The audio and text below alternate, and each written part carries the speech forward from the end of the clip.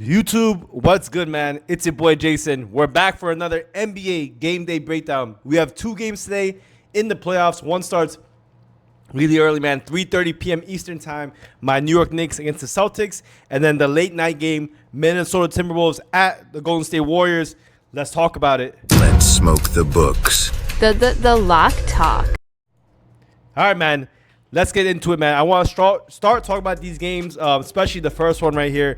We have the New York Knicks up 2-0 against the Celtics. So, like I've said many times, there's not too much more analysis I can give than the other few videos. We've been absolutely killing it with the Knicks, man. I've been right about not just this game, this series, but even the last series against the Pistons, man. I've been on fire, man. We are 15-5 on these YouTube videos, and I catch another day in premium.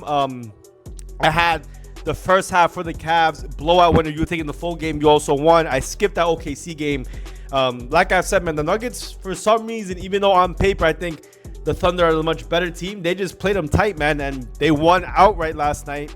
Got the job done in Denver, but we'll see what happens in that one. In this game, look, I think the best thing to do is kind of go to last game because I think it really displays kind of what's been going on. Low scoring game. Knicks came back. I mean, they probably should have lost that game, but hey, not only did they cover, they won outright. Mikal Bridges had an incredible fourth quarter. I don't know if you guys saw. He basically scored 14 points in the fourth quarter. That's crazy. Jalen Brunson didn't have his best game, 17 points, but he did come up in big moments, like scoring free throws, things like that. Cat did fairly well. Overall, the team did well, man. But the biggest man right here that did the best was this guy right here. Let me see if I can pull him up. Sorry. Mitchell Robinson. You guys see this number right here? Plus 19 plus minus. That means when he's on the floor, they're doing extremely well. I mean, he's doing so good and causing so many defensive problems, offensive problems, that they just foul him, so then he goes to the free throw line, so the Knicks don't have a chance to make an actual bucket. If he shot better from the free throw line, oh man, the Celtics will be in big trouble. But I mean, nonetheless, he's been a huge impact on this game. But then on the other side, the Celtics, I mean, Tatum, I don't know what's up with this guy, bro. 13 points, shooting terrible. 1 from 5 from 3, 5 from 19 from the field. Everyone shot poorly. I mean, again, like I said, I said it from the first game. I think Mitchell Robinson's been a huge factor. OG being healthy has been a huge factor. They both have huge defensive presence, especially Mitchell Robinson and his size. So, other than that, man, I also have to mention this too. Let me go pull it up. Let's go to the game stats. I just want to see the actual bot score. So, team stats right here. Just take a look at this, man. I mean, from the three-point line, they shot 10 for 40. I mean, it's not just me. Everyone, even on social media now, is kind of catching up to it. Will the Celtics keep on shooting this poorly? Look, I'm just going to say I don't think so. Knicks didn't shoot that great either, but that's a little bit more normal. So, I mean, Celtics, even though it says 25% not far off, 10 for 40 is insane. I mean, that's the reason why they lost. They're just taking a lot of threes, and they're not making them. They're living and dying by the three. And that's why I do think in a game against the Celtics, either they blow you out or you have a chance maybe to keep it close. And so far, the three-point defense of the Knicks has been very, very good. Or at least maybe the Celtics just ain't shooting well. I don't know. It's probably a combination of both. But clearly a big problem right there. Other than that, I mean, there's not too much difference. I mean, fast break points. The Knicks got a bunch of transition balls. I mean, concede off turnovers, 25 points. That's a big difference right there. That's an 11-point difference. The Knicks defense, again, has been playing very, very well.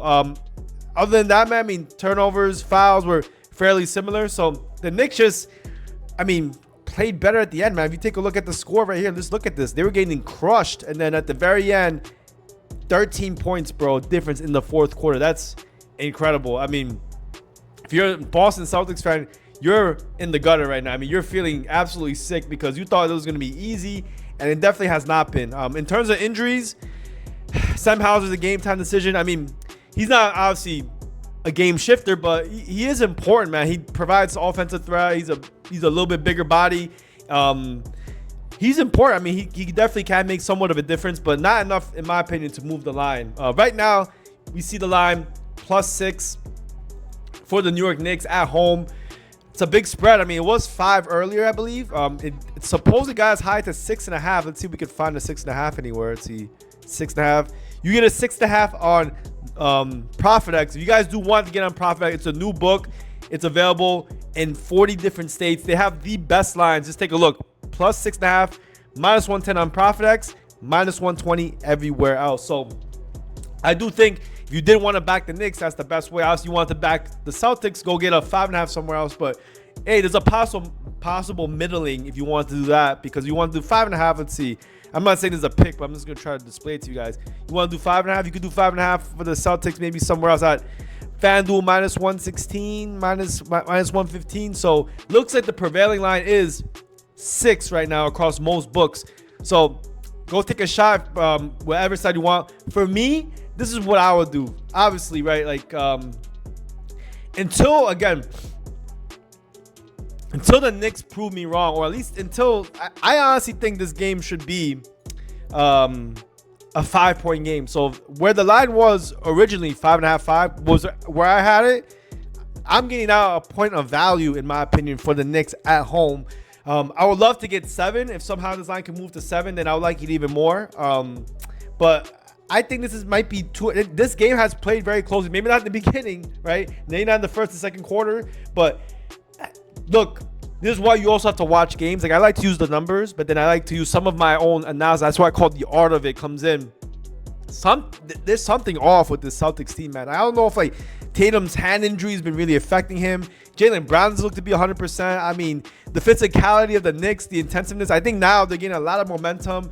They're believing in themselves, man. Like, I feel like even if they're down, they know they can come back. This is just faith, bro. This is the Vatican Knicks right here, man. The Pope is from Villanova. 3 of the players of this team are from Villanova.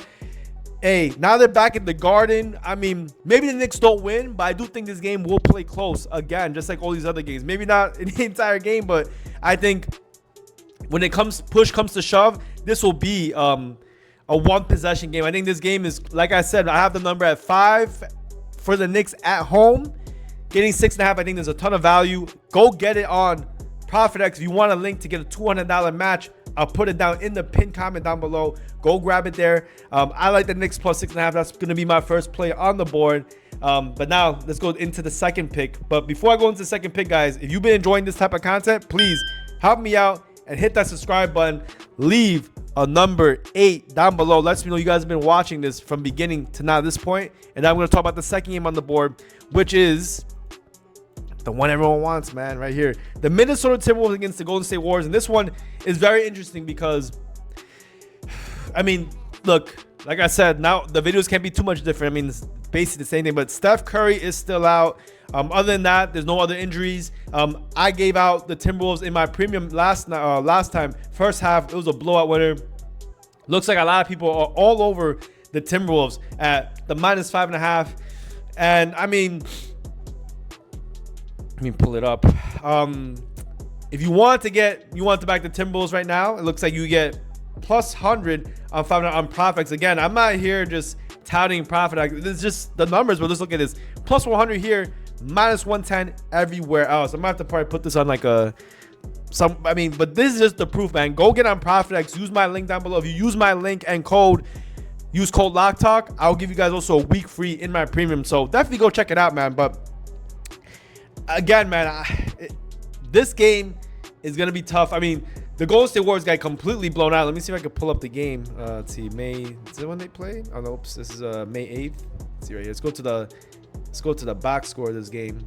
So Timberwolves destroyed these guys. I mean, we take a look. I mean, Draymond Green, like I said in that last video, he wasn't gonna shoot like Steph Curry. He went 1 for 6 from the 3-point line. That's a little bit more normal. I expect him to not shoot as well. But also, I mean, Jimmy Butler, I mean, in the first half wasn't really doing anything. But then he kind of stepped up in the second half a little bit too late, in my opinion. Buddy Hield, I mean, he shot okay. Podominski, I mean, again, probably the best player on that floor was probably, I guess, technically it was. I mean, I think Kuminga made the biggest difference, but the plus minus does say a lot. So technically, I guess it was Draymond as all the starters. Or like, Podominski was the best for the plus minus percentage. Anthony Edwards did get hurt a little bit, but I mean, he's probably better now. But I mean, they absolutely locked down Golden State. Golden State could not shoot. They played very aggressively, attacked the paint. And like I said, man, in that game, And the game before, they have a huge advantage in the paint. I mean, they don't have anyone big enough to really be physical against like Gobert, McDaniels, Randall, Nas Reed. So let's take a look. I mean, if points in the paint, 54 to 42, that's 12-point difference. And again, the Golden State Warriors didn't shoot well from the three-point line at all. Minnesota shot incredible. So, yeah, I mean, I think there could be possible regression on the Minnesota side. Maybe they don't shoot. They definitely won't shoot 40% again. But, I mean, I will say this. I think, again, Curry being out is worth 5-6 points maybe. I mean, I think he's a huge factor in this game. So, yes, last game, I think Minnesota was 10-point favorites. Now they're 5-point favorites. It makes standard sense. Like, they go away. You give some points for Golden State Warriors being at home. But, hey, look, to be honest, I don't think Minnesota has a huge disadvantage being on the road. Like, they actually have played much better on the road than at home. They get less points. And I don't think their home court advantage is super huge. But, hey, look, that's how they do it in the books. That's how they make the lines. They just add arbitrarily a lot of times plus minus 2 to 3 points each way to get the current line. So the way the line is makes sense by that standard like attribution they give. But man, I don't think what difference is gonna happen just because they're home. I mean, does Jimmy really step it up? That's the big question.